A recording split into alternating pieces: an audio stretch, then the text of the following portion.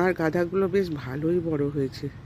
তো দেখুন, এদিকে বাসন্তী গাঁদাটা বেশ ভালোই খেলেছে।